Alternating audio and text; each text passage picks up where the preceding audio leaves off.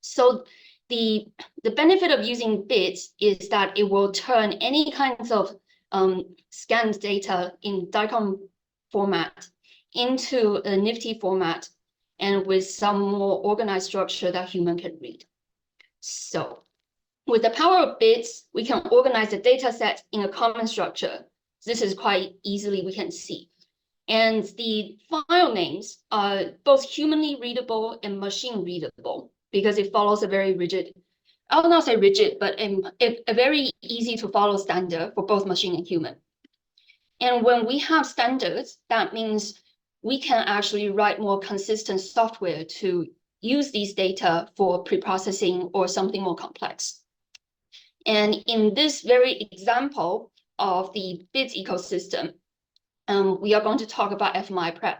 fMRIPrep is a preprocessing software that takes any kinds of bits fMRI data set and do minimum preprocessing. And this is probably one of the most well-known use case of the bits data structure as well. So keep in mind that we are all using bits, and what does the fMRI analysis looks like in a bits framework? So we will acquire our data from the scanner, we got our DICOMs, we convert things to bits, and then we will use fMRIPrep to preprocess all the bits data, and then we can do some analyses. And I really hope the story is as simple as that, but it's really not that simple. So as I mentioned before, fMRIPrep is using a strategy called the minimum preprocessing. And minimum preprocessing means they will only preprocess the data up to a certain extent based on what the community agreed with. For example, how do we do co-registration, and how are we going to calculate some motion artifacts. But there are two things that they are skipping that is really common in other fMRI preprocessing software, such as FSL or AFNI. They skip smoothing, and they skipped the denoising. And this is really a huge issue because the fMRIPrep give user a really wide selection of denoising regressors that you can use. But in terms of how do you use it, there's no standardized way to do this. And we cannot simply skip denoising before we jump into analysis. So this is an example of what a connectome, a functional connectivity from fMRI data looks like without denoising on the side that labeled as raw. And then let's not talk about what methods are used for denoising just yet. If it's denoised, you can see visibly difference. So we're not even discussing whether these denoising strategies are effective or not, but they clearly are doing something because you visually can see the difference.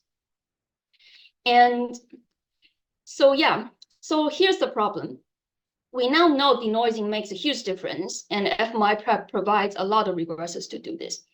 But there is no standardized way of approaching this, and lack of standardization will lead to errors. And there are two limiting factors over here. So first thing is, a lot of these denoising guidelines are published before fMRIPrep becomes a popular choice of the community. And researchers really need to read the paper, understanding how those denoising strategy works.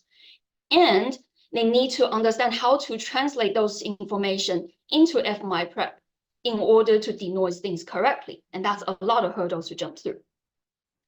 And second thing is, since there was so much hurdle, that just means fMRIPrep doesn't provide a very foolproof solution that people can just do.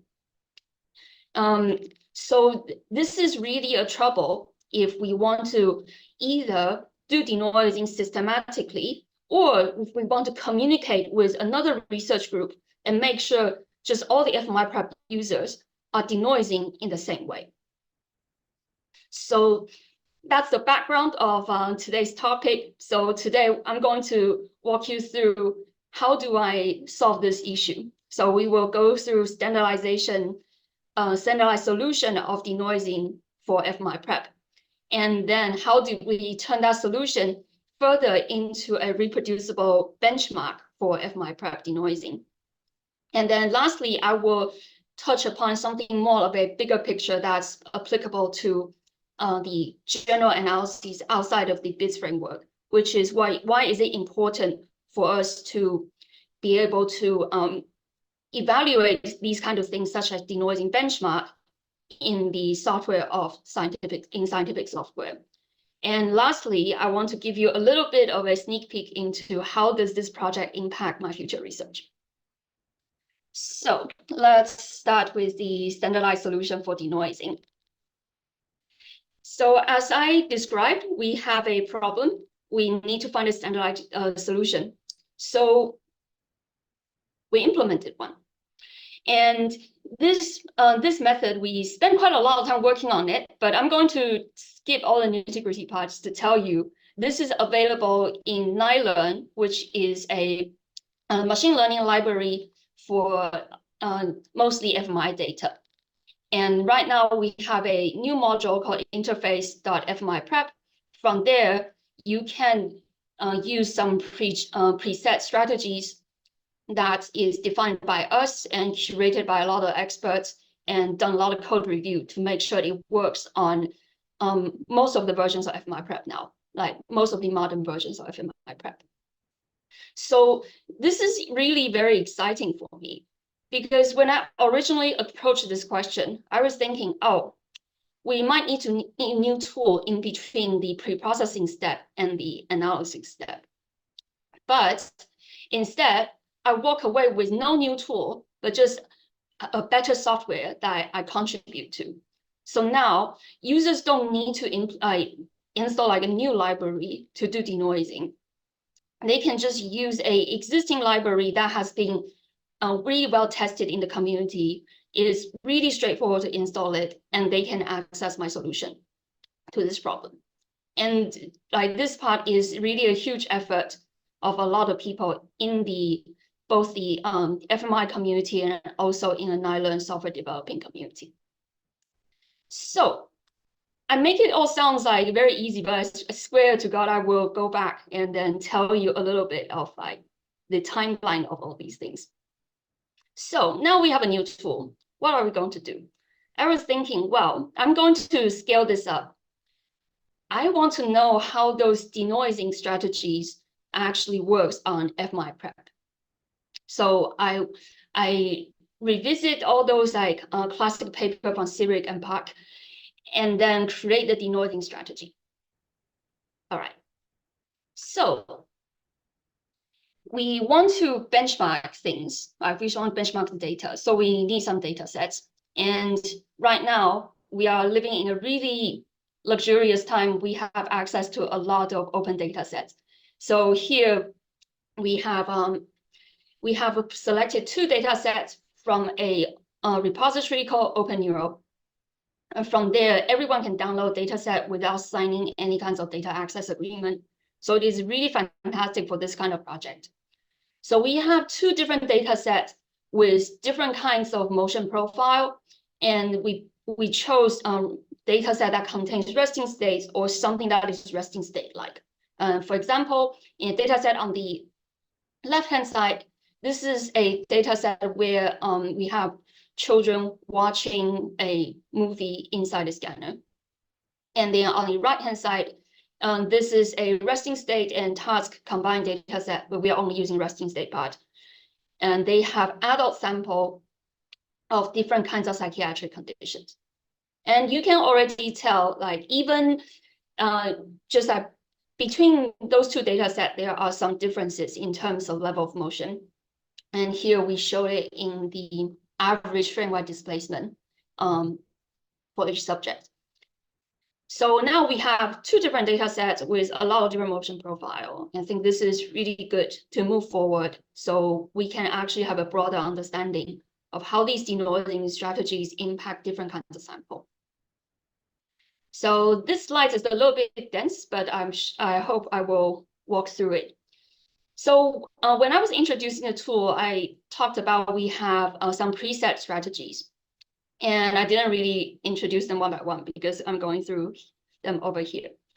So these selected strategy developed for real analyses. So one of the shortcomings of the previous benchmark is they created some methods for comparison that is not actually used in real day-to-day data analysis.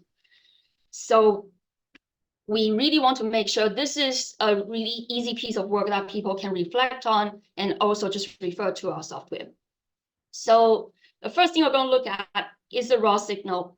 We have a raw signal, and there is we don't really know what is the impact of all the denoising strategy on raw signal just for now. And there is one very common thing across all these denoising strategy that we all do, which is called high-pass filter. And high-pass filter can already reduce quite a lot of noise from my empirical experience. So we use this as the baseline of all our comparison.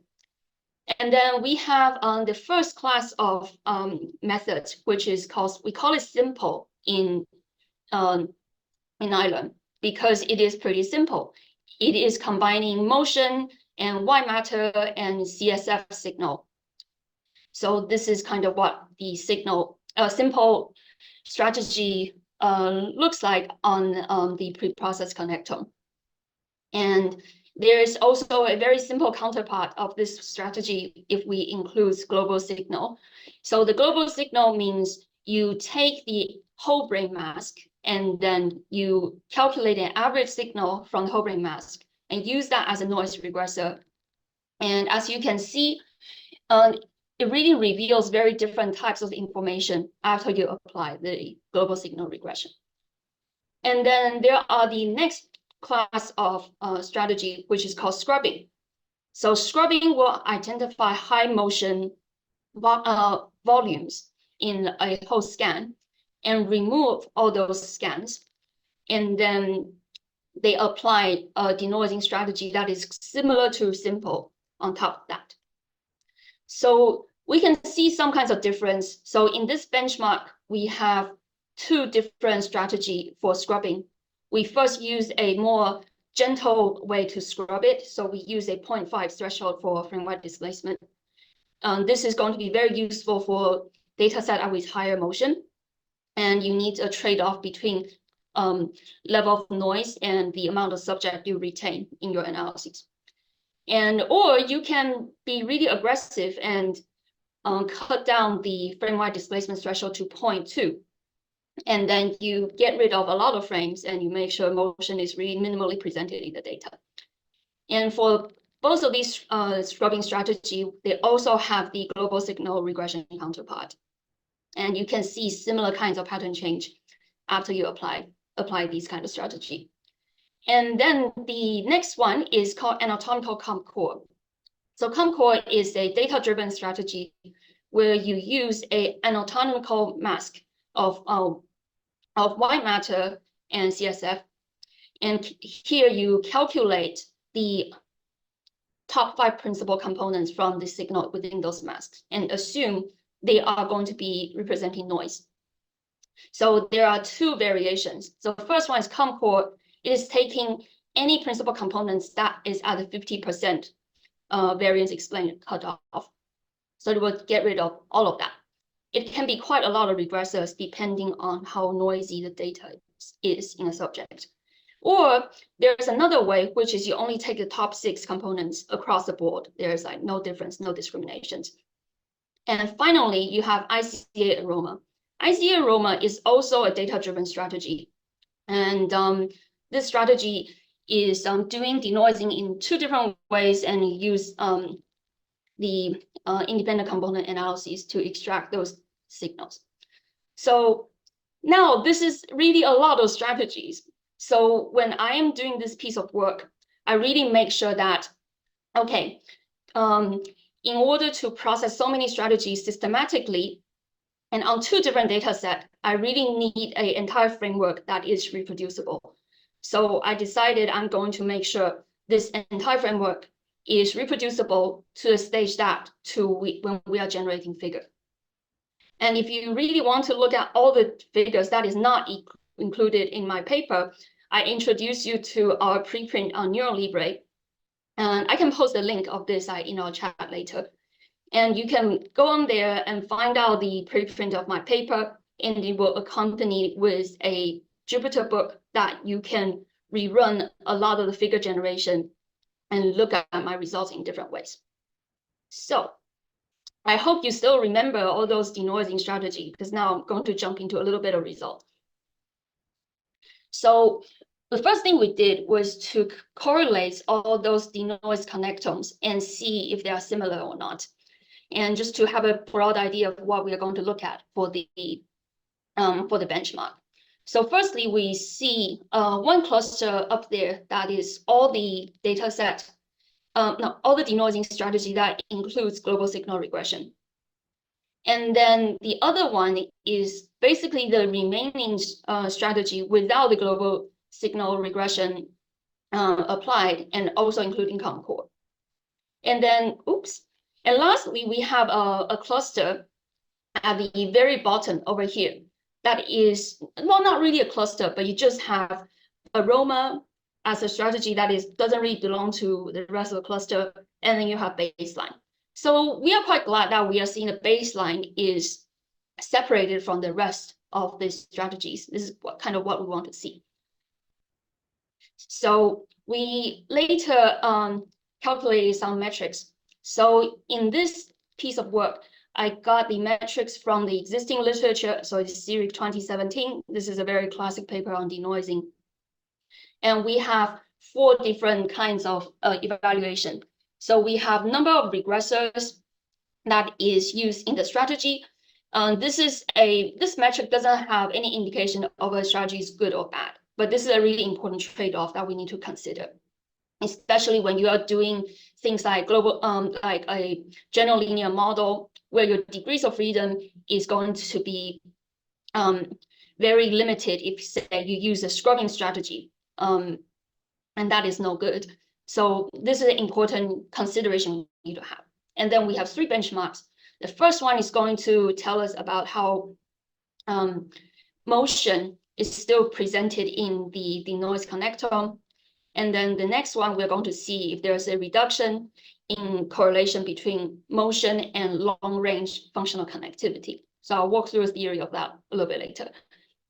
And then we want to see if this denoising strategy will change the network structure in the functional connectivity. So firstly, we look at the number of regressors used in the strategy. And if there's more, that just means there's more noise removed. And if it's less, that means there's more variance explained that is retained in your signal, that you can potentially do global signal regression or something like that. No, not global signal regression, the general linear model on it. And this is kind of as expected.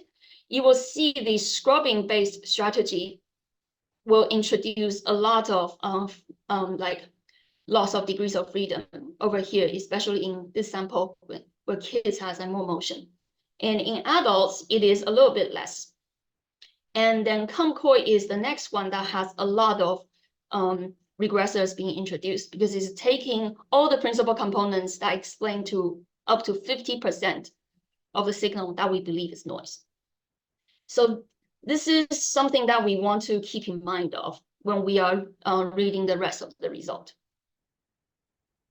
All right.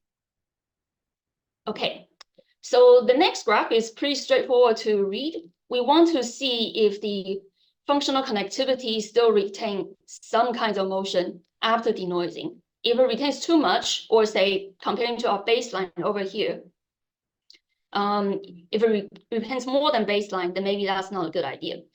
And we can see most of the strategy, they can reduce the amount of motion that's presented in the functional connectivity. And this is a really good news for us. So the strategies are working in the direction we want. And next one, we have the reduction in connectivity between motion and long-range connectivity. So this is a very simple theory, also proposed by the original person that came up with the metric, is the Power 2012 paper. So if there are 2 nodes in space, they are more separated by distance. That means a little bit of motion will impact how they correlate with each other a lot more. comparing to two parcels that are a lot closer in space. Motion will not impact it as much. So we want to see if this kind of information has been mitigated by denoising. And really good to know, comparing to our baseline, most of these are being mitigated, and they're all doing like better than baseline. So this is good. So next one is actually something more difficult to read. We have the network structure in the denoise connector. And here you can see two very apparent clusters. So if you have a higher score, that means there are more network structure being detected. I'm not saying this is doing anything good or bad. It just reveals the different kinds of information. And if we have global signal regression included in the denoising, it drastically increase the amount of network modularity being detected in our data. So what does this mean when it comes to denoising? And the entire picture is a lot more complicated to understand. So in theory, we want to see lower means the network structure is not as impacted by motion. But we don't really know if this is actually a good thing or not. This is just a property. And you can see, although global signal regression over here, they introduce a lot of network modularity that you can detect in the signal, but it doesn't seem to be reduce the impact of motion. And in fact, it is not performing as good as the baseline. And here in both data sets, you can see systematically global signal regression are all performing above baseline. And then, but you will see this is just a metric that has a lot more unclear information comparing to the rest of the metric that we look at, because we also, this is more of a metric that reveals information about the connectome rather than just the quality of denoising. Because right now we know two things about global signal regression.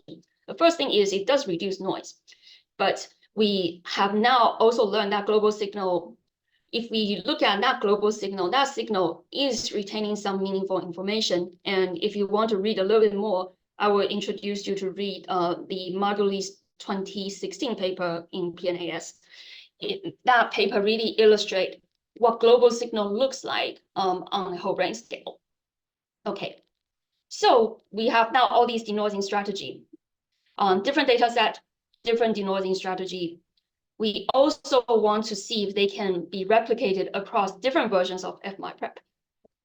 And in this metric, we can, in this table, I summarized a little bit if things are being replicated. And we can see the strategy with high loss of degrees of freedom.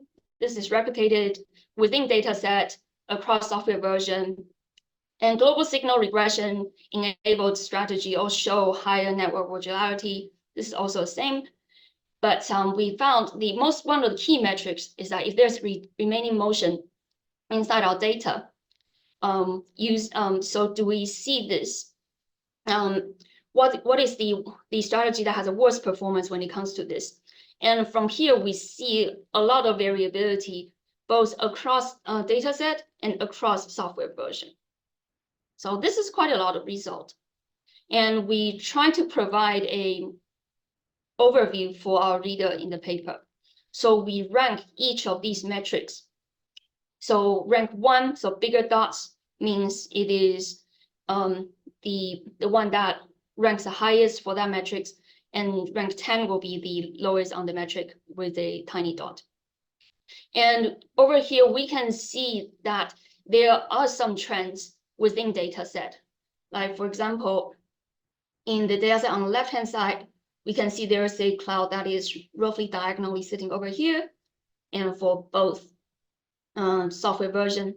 And for the right-hand version, we also see something that's more clustered around here that's semi-consistent. So we know that there are some consistency, but if we look closer, for example, if you just look at the aroma COMP-Core 6 of over here and over here, you can see that across software version, there are some discrepancies. So for a quick in-string summary about denoising strategy, We want to demonstrate that denoising strategy and its robustness across software versions is also something you want to take into consideration when you do data analysis. So for this paper, personally, I have two recommendations. So first one is a simple plus GSR. So this strategy is good for a data set that with low motion, and you also want a continuous time series that doesn't get interrupted. And this is the one strategy that performs probably not the best for all the data set, but most consistent across the board. And then if you don't mind having the time series being chopped off, we would recommend a gentle scrubbing, and you can choose to add global signal regression or not. And this is when the continuous time series is not needed. For example, when you are using just the connectome to calculate some kind of things like connectome fingerprinting, and this might be a good strategy to use. And we recommend a gentle threshold because data set with a lot of motion can be improved by this a lot. And this is a trade-off between sacrificing number of samples and the data quality. So the next one is I'm going to talk about a little bit more broad picture. This is going to be a lot shorter than the previous part. So we want to understand why is software and continuing evaluation of software important for science. It's because the first thing is I believe good research software is about accessibility.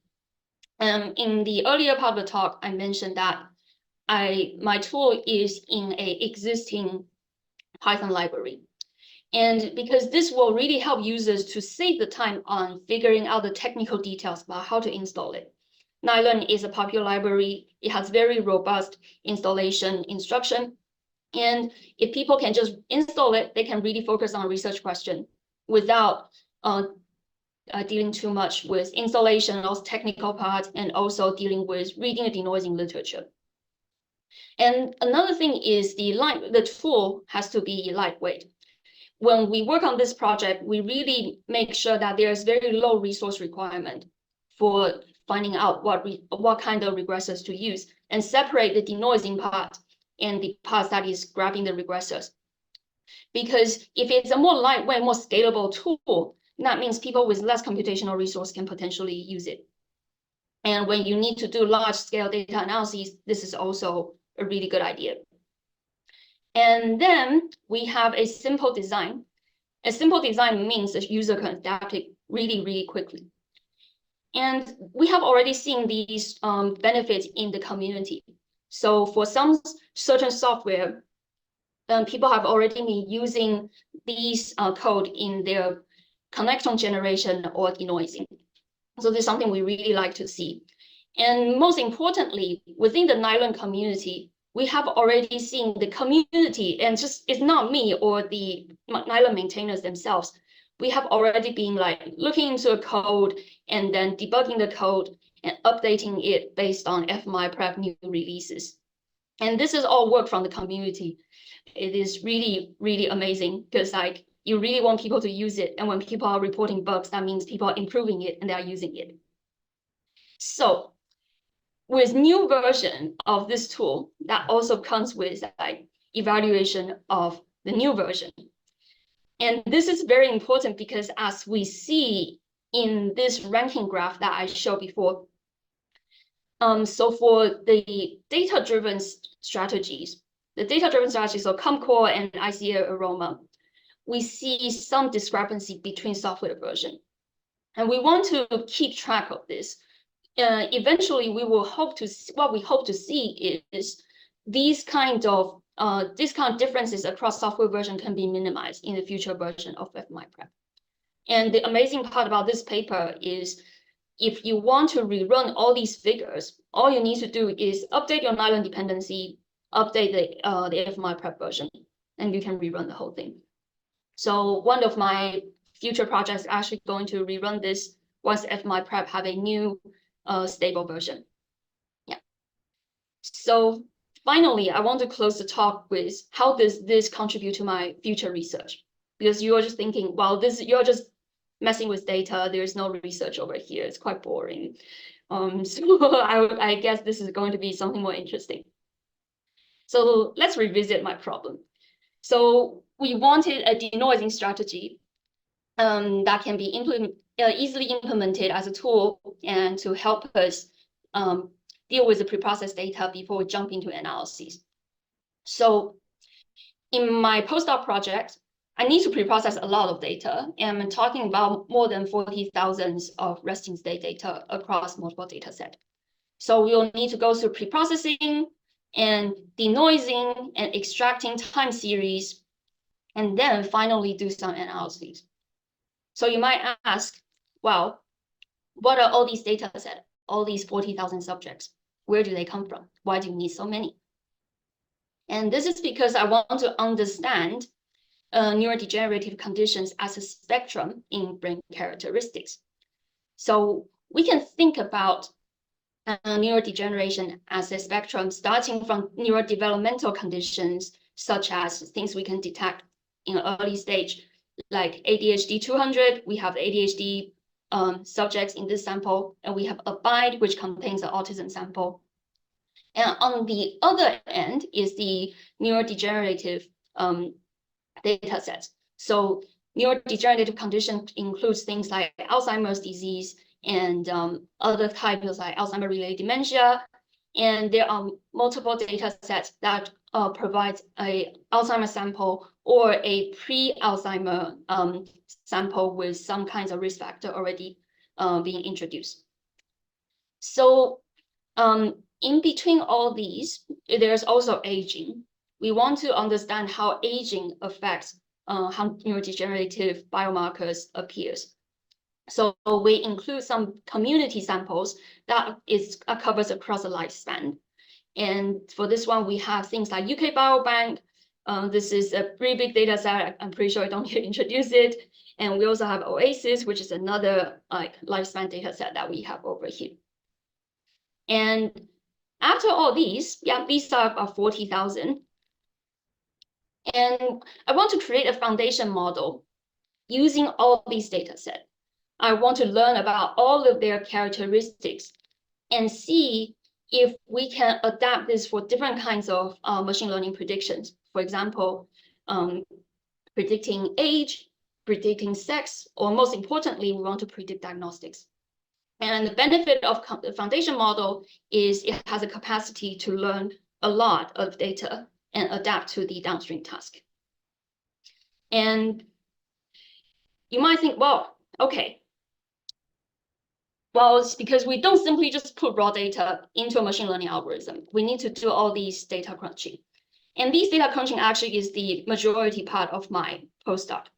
Because if we look at the entire timeline, from I started this project for denoising, we started implementing the library in around 2021, and this work really predates me joining the project. And I joined the project middle of the year, and then we implement that into Nilearn. And then I joined my current postdoc lab, work on this whole preprocessing for almost over 2 years. We built it based on previous people's work, and we have new members joining the lab to process the data. And then when we process enough data, I made a tool to generate connectome. That also took some time. And then we are going to release this new connectome into a wider community, and we are going to make it more bits compatible. So as you can see also over here, we already spent a lot of time on data processing. So when did I actually start working on my analyses for postdoc project? I started really late, just last year. And the amazing part is, with all these data being churned out and being robustly produced, I really already started doing the final experiment now. It's only after about 6 months of work. And so this kind of timeline is actually not unusual. And in a recent paper, there's someone they're trying to just scrape some calendar data and find out how much time they spend on different stage of a data science project. And about 80% of the time of a data scientist spends on data wrangling, data engineering. So I really want to use this to showcase that how important all these work on data cleaning is for your future scientific research. And finally, I would like to just acknowledge my entire team, people who work on the denoising project. It was really a pleasant to work with Stephen, who's also a very competent scientist and developer, and the entire Nilearn team, of course, the supervisors, Bertrand Tillon and Pierre Bellec, and also the entire Giga processing team that pre-process all these data sets together for all of our future projects. Like Natasha and Quentin did a lot of heavy lifting, and it was really amazing experience to work with them and learn about all these things with them. Yeah, and also everyone who funded the project, just put it on the right-hand side. So yeah, I think I am finished with my talk, and we can move on to question discussion. And I'll just put my email over here. And if you want to find me on X, formerly known as Twitter, this is the handle. Thank you very much. Yep. Thanks a lot. That was great. Learned a lot, and it was I really liked all the figures and everything. I have a few questions, but I'll let everybody else ask questions if they have any first. Yeah. Yeah.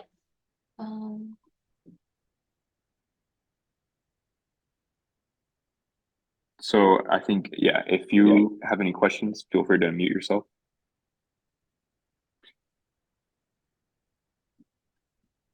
Yeah, or if there's anything you want to cover, because we go through it too fast. Yeah, I'm happy to show that. I could start, and for some reason I cannot turn my video on. It says the host. You can start your video because the host has stopped it. That's fine. Don't need to see me. So my question is about, and I may have missed it, about the accessibility of the softwares. You mentioned the fact that some of these softwares are accessible, and the idea is to try to make it accessible where there may be connectivity, or I think you use the word computational resource constraints. Yes.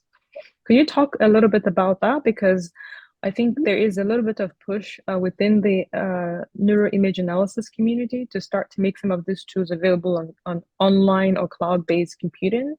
Is that something that you guys have done? And if so, what is your experience in terms of how well these tools are used in places where online connectivity is a challenge?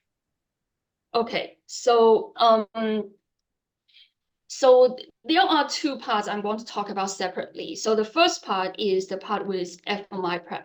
fMRIPrep is a software that uses a lot of existing software to do pre-processing. They just combine it together and pick the best options from all those software.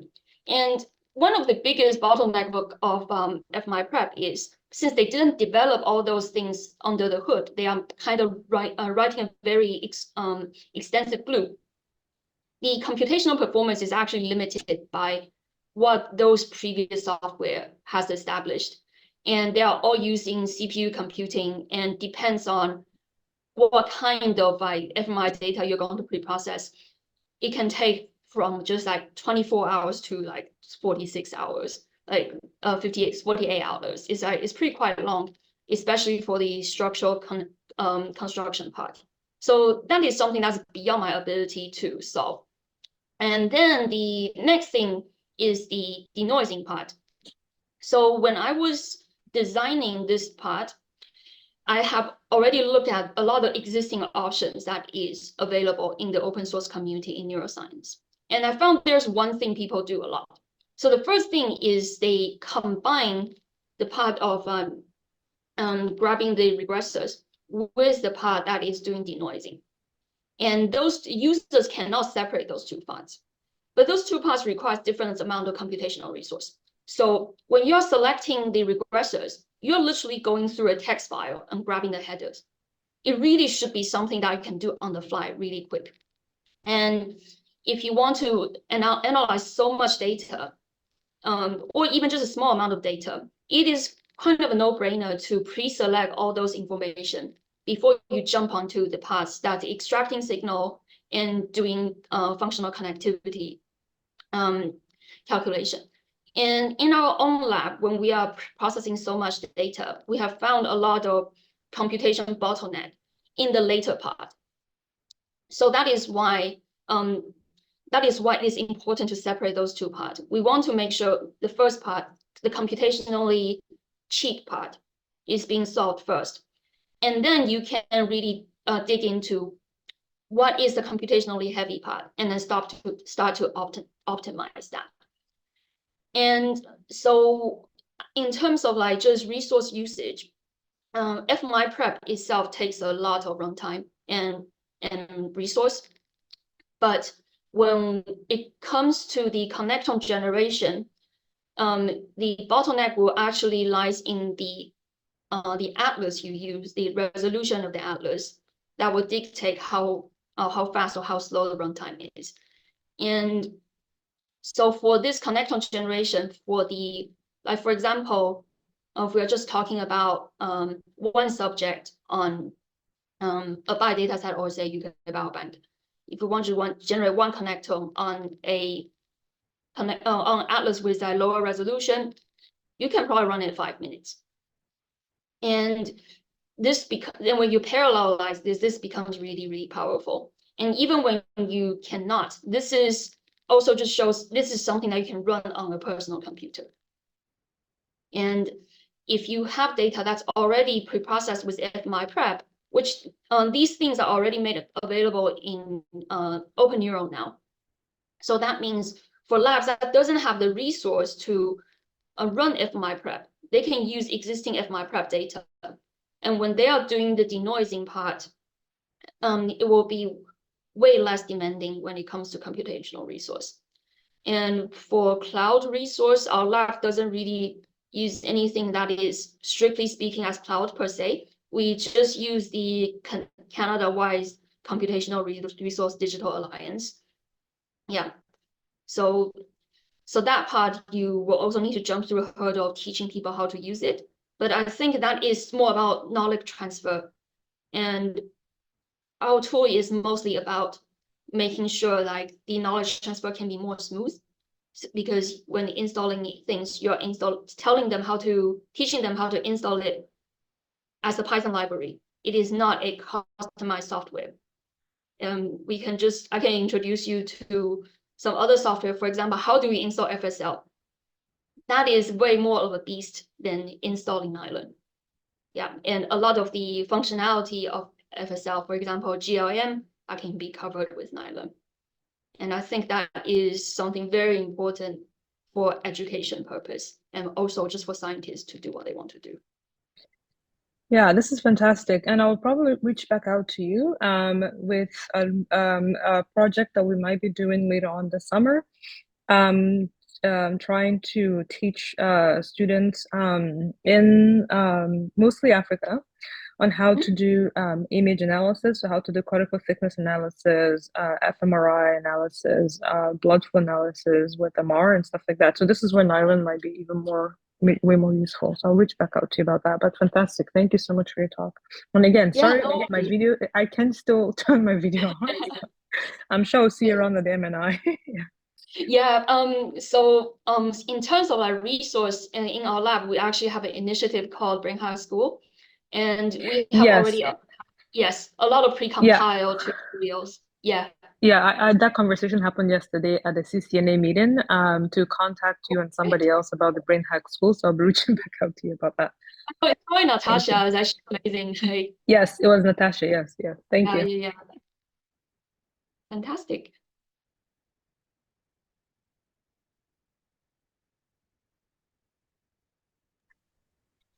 Okay, I can go now because I have a question. Okay, so we're doing a similar project where we're working with just like large data sets, trying to build foundation models. So I have a question for you regarding the types of data in that large data set that you're considering. Yeah. And then how you're going about removing irrelevant data, because I'm guessing these large data sets include a lot of irrelevant data. So I guess what's your process of doing this? Okay, so we have so when we are doing the giga processing, we're literally just chucking the entire data set. there's like no discrimination. And the first thing that we might need to do filtering is based on data quality. So data quality is really subjective. So what we did was we calculate some very minimal metrics for these subjects. For example, how much motion do they have, and how does the brain scan actually aligns with a standardized template? What is the coverage? Are there anything with signal dropout? So anything that we can automate, we automate it as much as possible. And we run the connectome generation completely independently. Since the computational resource is really low and the resulting file size is also really small, we run everything. And what I do later in the analysis stage is the first thing is I take the quality control metric and to filter that based on data quality. And for most of the data set, we can with like say if we assume we are going to apply scrubbing with a 0.5 threshold, and we're going to see how much data we're going to lose if a subject after scrubbing is going to lose more than 50% of a resting state scan. We did that, and a really interesting calculation that came out is if we use 0.2, there are some data set we need to drop to we need to lose a half of the subject. And it's like really, really bad. But we switch to 0.5, we can retain, so for UK Biobank, we retain like 96% of the subjects.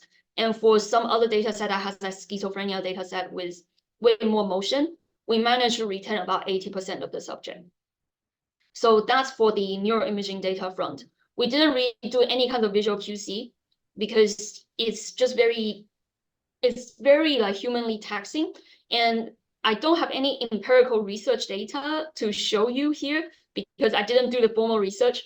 But based on my own personal experience doing visual QC and doing this kind of automatic metric calculation, the discrepancy is small. And then when visual QC, there's something you agree on or not agree on, it also starts to feel like a magic at that point. There's no really good cutoff.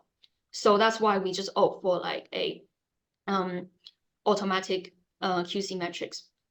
And for the prediction label, it was just like we collaborate with a lot of clinical teams. Yeah. And we are trying to get their help to get the diagnostic labels together. Yeah. Yeah, thank you. No. I got a question in the chat. Oh, fantastic. Yes, they asked, what are the computational requirements for fMRIPrep? fMRIPrep computational resource is actually the requirement is really low. So it's 1 CPU per job because it doesn't support multiple core. And if you care about reproducibility, you should not run multi-thread. So 1 CPU is enough. And then you will, for most of the resting state scans, the RAM requirement is 4 gig. And usually I will request about 6 gigs just to have some kinds of discrepancy. So I would say about, just from our experience running Giga Connectome and Giga preprocessing, about like 85% of subject can be run with that resource requirement. Yeah.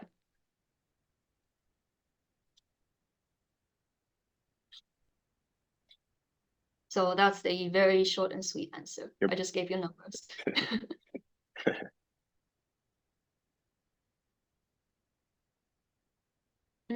Okay. Okay. Are there any more questions? If not, I have one more. There are some in the Q&A. Okay. Oh, yes. Okay. I see now.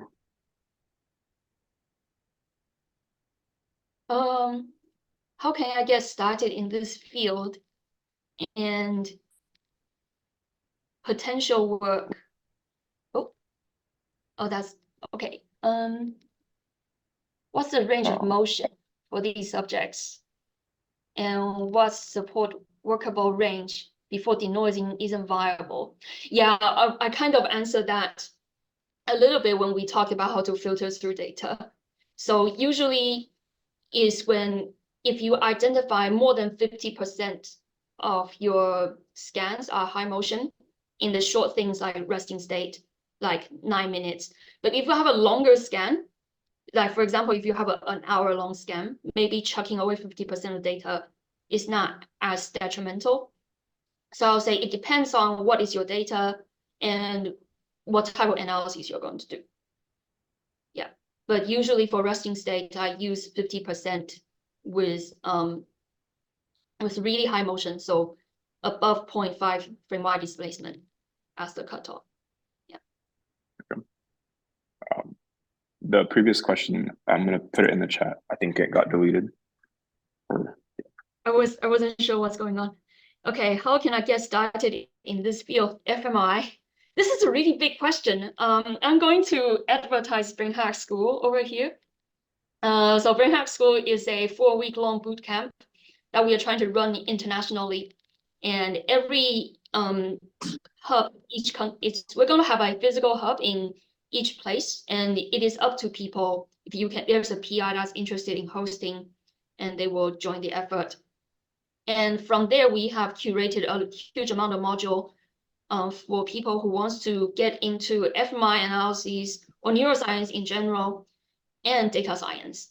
So we have this kind of 2 streams. So people who doesn't have the data science skill usually come from psychology, cognitive neuroscience background. They will do that part.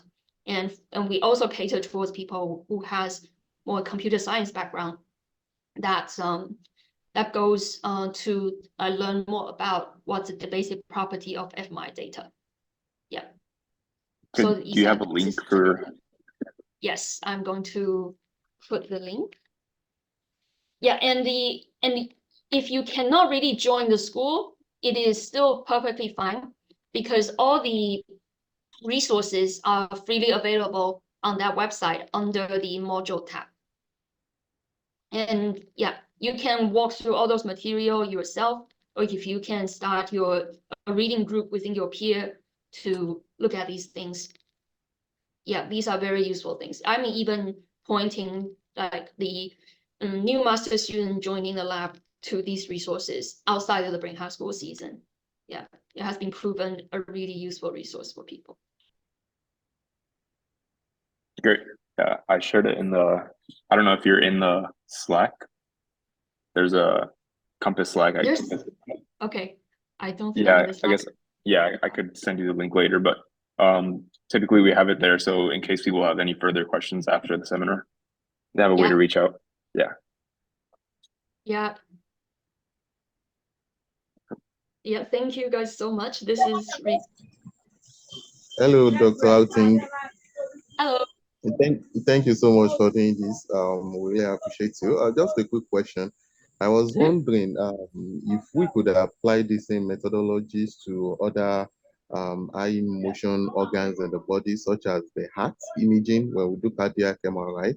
Could we apply these denoising strategies to cardiac imaging as well before we do further analysis? Yeah, this is something I cannot really answer because first of all, I never read on PET. I'm not the expert in that domain, but I would imagine there are some certain similar things that you want to remove. For example, motion. Motion is just a very common concern of neuroimaging data in general, especially for human. And we will not be able to use these software directly out of the box because right now it is built on top of fMRIPrep. But I remain hopeful because right now for the PET imaging community, there is a big standard for PET data. And I think it's just a matter of time before some kinds of systematic preprocessing software to come up. And in BITS, we are even starting a naming convention for derivative data. So derivative data means anything that is beyond raw data. So for example, fMRIPrep is a kind of derivative. And if they have some kind of aligned way to label their derivative data, there's a chance that you can use the same tool. But I would imagine there will be a lot of PET-specific tweaking that you will need to do. But yeah, the general framework of that software can probably be reused. Yeah, if everything goes in bits. All right. Thank you very much. No worries.